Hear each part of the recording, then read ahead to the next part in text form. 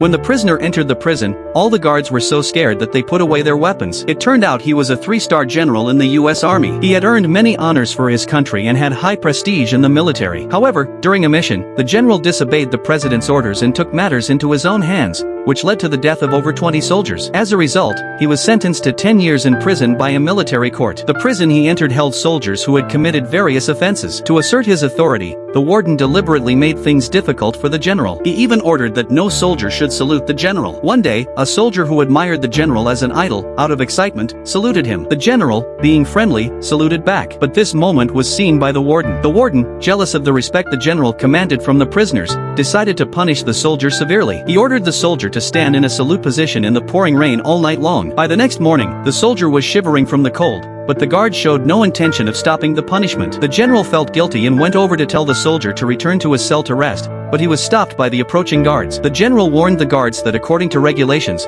the punishment could not last beyond the morning roll call. But the guard ignored the rule and raised his baton to strike the soldier. Fortunately, the general stopped him in time. Suddenly, a large group of guards arrived and began to beat the general. He was soon knocked down, spitting blood. It was only then that the warden slowly arrived, warning the general that he was no longer a general. To punish him, the warden ordered that the general move several hundred heavy stones to the other side of the field, each weighing dozens of kilograms. At noon, the temperature had reached nearly 40 degrees Celsius. The warden expected the general to embarrass himself in front of the prisoners. But when the general took off his shirt, revealing countless scars, the prisoners looked at him with even more respect. These scars were the medals of his military career. When the last stone was moved, the prisoners started cheering and clapping for him. They were as excited as if they had won a battle. This sight, however, only made the warden angrier. He ordered a change in the punishment, demanding the general move the stones back to their original position. Faced with this cruelty, the prisoners stood up in support of the general. But the general said nothing. He knew the warden was deliberately targeting him. Even though the general was exhausted and drenched in sweat, even though the guards intentionally tripped him,